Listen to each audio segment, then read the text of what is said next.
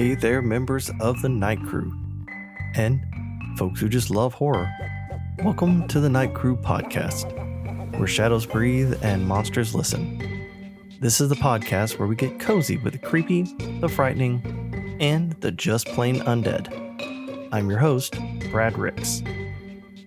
Quick updates before we jump into part 4 of the Succubus series. Signed books and merch are over at bradricks.com. And Night Crew 3 Hunting Ground is on pre-order on Amazon, releasing July 3rd. As well as Dead Mountain, which comes out in October. Go order them now. Also, if you're in the Dallas area June 27th and 28th, come to the Irving Convention Center for Texas Horror Lit Fest. I'll be there along with a lot of awesome horror authors. It's going to be a really great weekend. Last, don't forget to join my Facebook group, Brad Ricks' Book Crypt, and become a crypt dweller.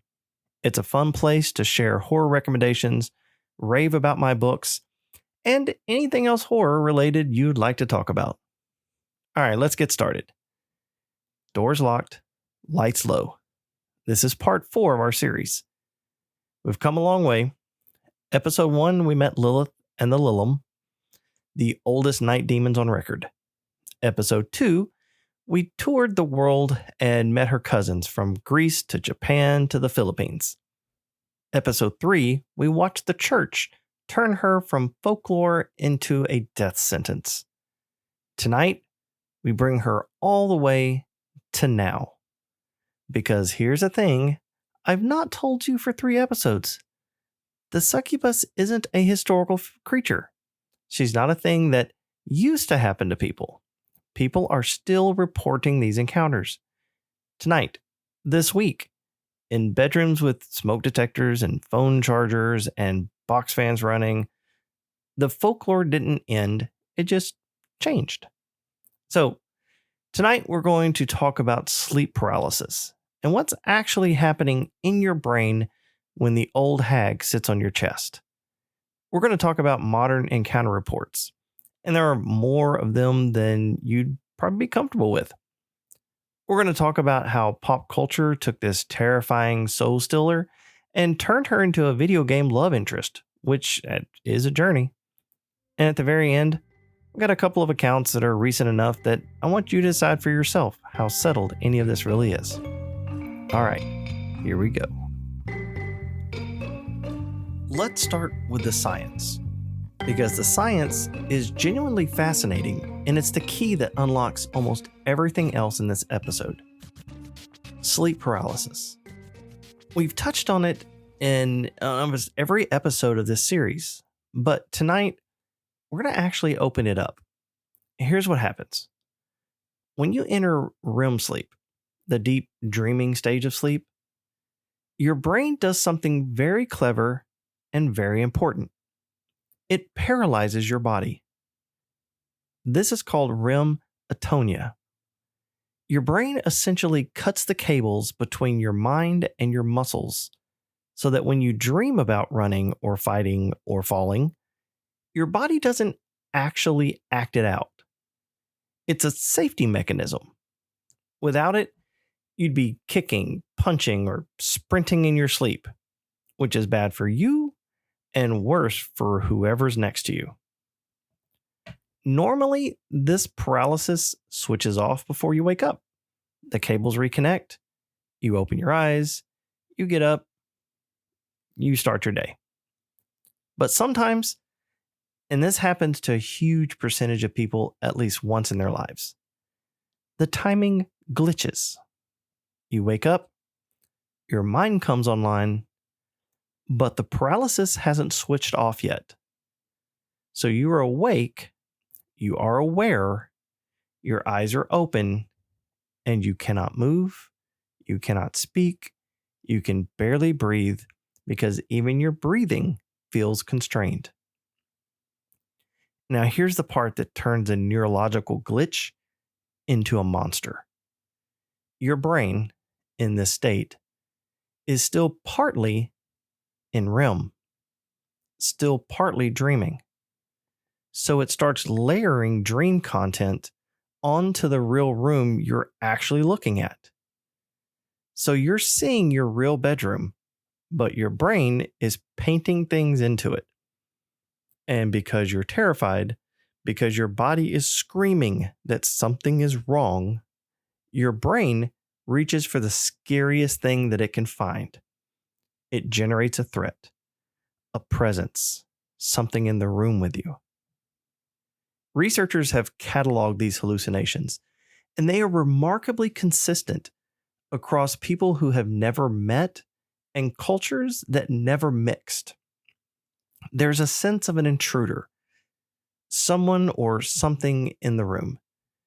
There's the incubus sensation, pressure on the chest, difficulty breathing.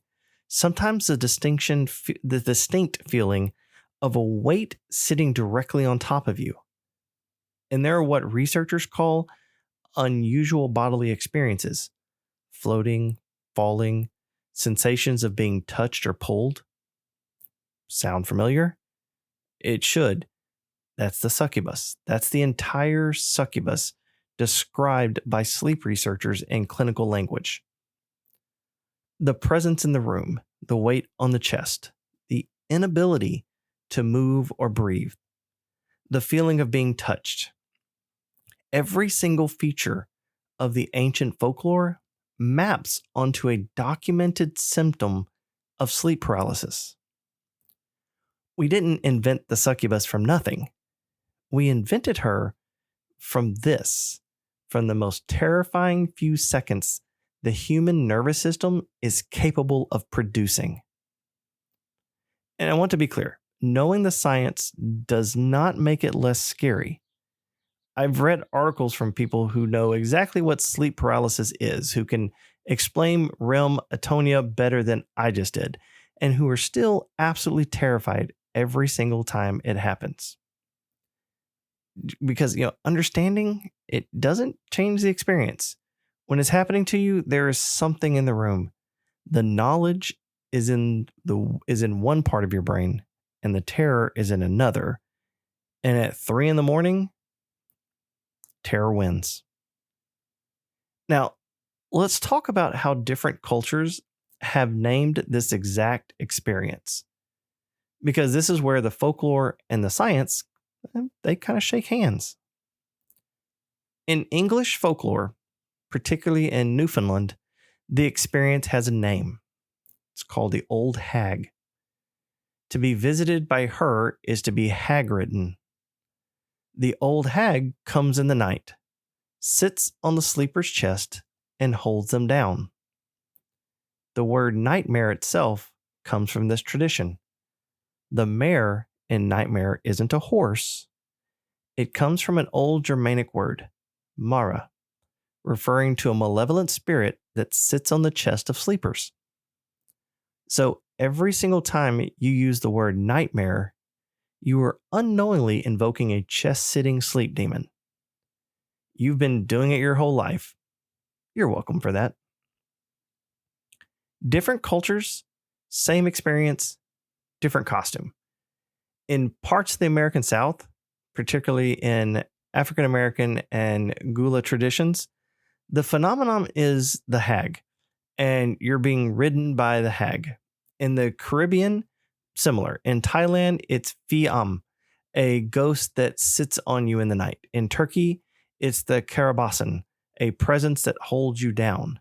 In Mexico, there's a phrase. I'm going to mess this one up. Se me subió el muerto. The dead one climbed on top of me. In Vietnam, it's Ma De, held down by a ghost. In China, Jia Shen, ghost pressing on body. Y'all know how I am with translations. And yeah, I'm terrible. Okay. Pick a culture, any culture. They all have a name for the thing that sits on you in the dark. And here's the part that kind of gets me. These names predate the science. People name this experience thousands of years before anyone understood REM atonia. They knew it was a thing. They knew it was specific. They kind of knew it had a shape to it. They just didn't have the anatomy to explain it. So they reached for the one thing they did, which was the supernatural. which honestly, when something is sitting on your chest and you can't move and you can't scream, I mean, the supernatural is a pretty reasonable first guess. So the succubus, the old hag, the Mara, Fiam, the Carabasan, these are all the same phenomenon wearing different cultural clothes. One experience, 100 names, and it's still happening to people every single night all over the world right now, probably as I'm recording this. All right, so let's lighten up because, we've kind of earned it. We've had some heavy stuff this series. And let's talk about what pop culture did to the succubus. And this is like generally one of the strangest transformations in the history of folklore. And it kind of happened really fast. For 3,000 years, the succubus was a predator. Full stop. She was a thing of terror. She killed men in their sleep. She stole souls. She delivered demonic children. She was, by any reasonable measure, a horror creature on the same tier as the vampire or the Wendigo.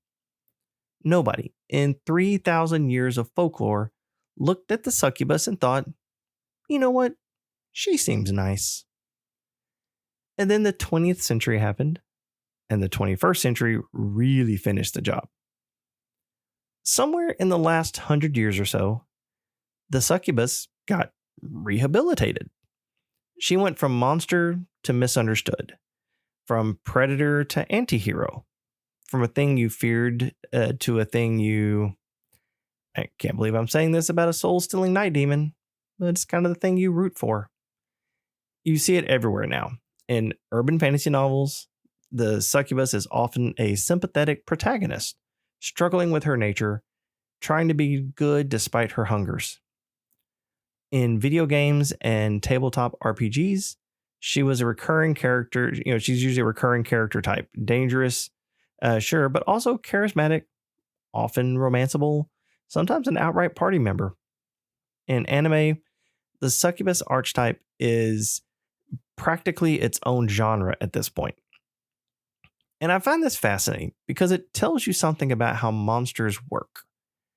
Monsters reflect what a culture is afraid of.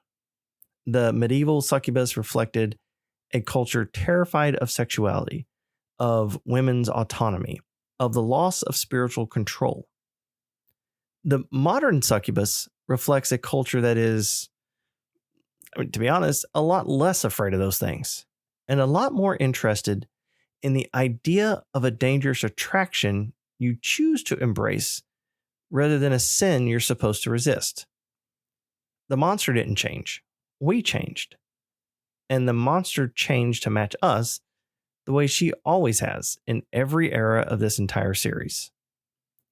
And that's kind of the through line of this whole thing, by the way, from Lilith to the love interests.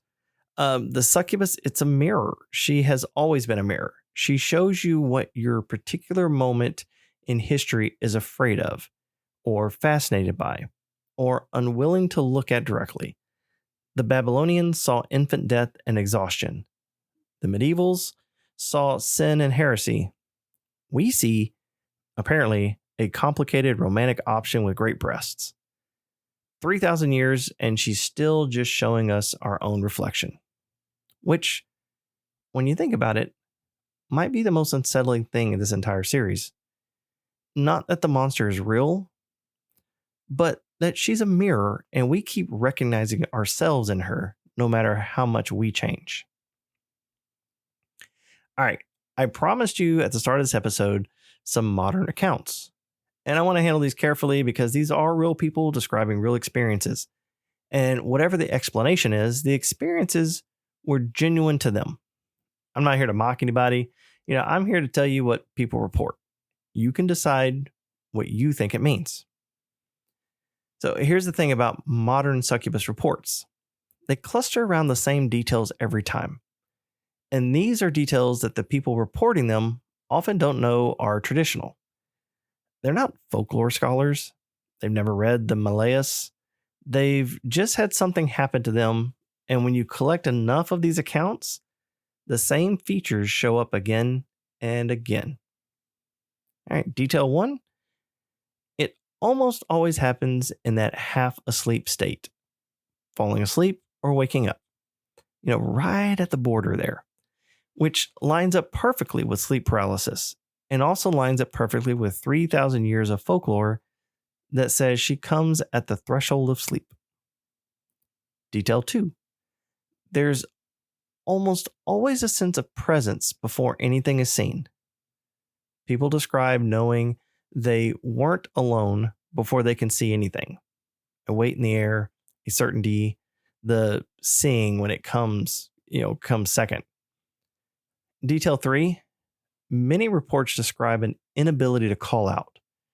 So trying to scream, trying to say a name, trying to pray, and finding that nothing comes, which again is textbook sleep paralysis. The vocal cords are as paralyzed as everything else. But to the person experiencing it, it feels like something is stopping them. Like the present doesn't want them to speak. And detail 4, the one that the modern reports add that the folklore is quieter about, a lot of people describe the encounter as not entirely unpleasant. Frightening, yes. Paralyzing, yes. But also strangely intimate, confusing.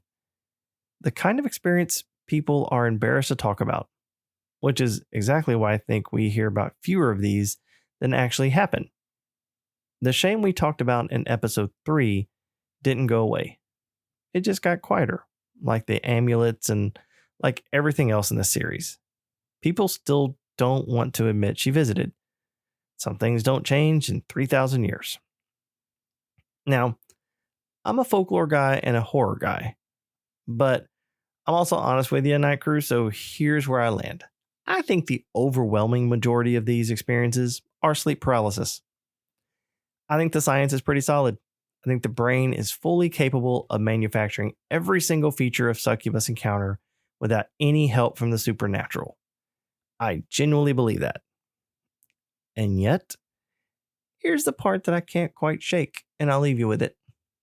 If the succubus is just sleep paralysis, just a brain glitch, just REM atonia overstaying its welcome, then why is she so consistent? Why does a teenager in Ohio who's never heard the word incubus describe the exact same presence, the exact same weight, the exact same threshold of sleep timing as a Babylonian scribe 4,000 years ago? Why does the brain, when it glitches, reach for the same monster every single time, across every culture, across all of recorded history? Why her? Why always her? I don't have an answer for that. The scientists would say it's because the underlying neurology is universal, so the experience is universal, so the interpretation converges, and I mean, that's probably right. I mean, let's just hope that's almost certainly right. But at 3 a.m, when there's a weight on your chest and a presence in the room, and you can't move and you can't scream, probably right isn't going to be much comfort. At 3 a.m, she's not folklore and she's not neurology. At 3 a.m, she's just in the room with you, the way she's been in somebody's room every single night for the last 4,000 years. And on that note, that's our episode. Lilith to the love interest, the clay tablet to the box fan. 4 episodes down, 1 creature, and the strange comfort of knowing that whatever she is, we've been dealing with her for a very, very long time, and most of us wake up just fine. Most of us. That's it for the Night Crew podcast and this Succubus episode. I'll be honest, when I started this series, it was going to be 4 episodes. I've decided to give a bonus episode though. I'm not quite done with this world just yet, because back in episode 1, I mentioned pretty quickly the 4 queens of demons, Lilith and 3 others, Nema, Agrat Bat Malat, and Aisheth. I kind of blew right past them. And a few of you who've read Night Crew 2 noticed that those other 3 names might sound just a tad bit familiar. So here's what's happening. Next time, we're doing a bonus episode, a 5th chapter to this series, and it's all about those 3, the queens who didn't get their moment, the one standing just behind Lilith in every story. If you've read Night Crew 2, you already know why I care about these 3. If you haven't, well, you'll have some homework. It's available at bradricks.com. You can order a signed copy there, of course. Go do it right now while you're thinking about it. All right, couple quick reminders as we're closing up. Before I let you go here, again, those signed books and merch are at bradricks.com. Night Crew 3 Hunting Ground comes out July 3rd. It's on pre-order, as is Dead Mountain, which comes out in October. You can catch me on Facebook in my reader group, Brad Ricks' Book Crypt, or, of course, on TikTok at Brad Ricks Author. Hey, and share one episode with one person, especially this series if it grabbed you. I mean, that's how the Night Crew grows. Well, I'm Brad Ricks, reminding you to stay out of graveyards after dark, question people who don't show up in mirrors, and if you wake up and you can't move and there's a weight on your chest, don't panic. It passes. It always passes. Just breathe as best you can, wait it out, and remind yourself that 4,000 years of people have felt exactly what you're feeling and lived to tell the story. You will too. Probably. Until next time, keep your curtains drawn, your sense of humor sharp, and your blood inside your body. Thanks for listening.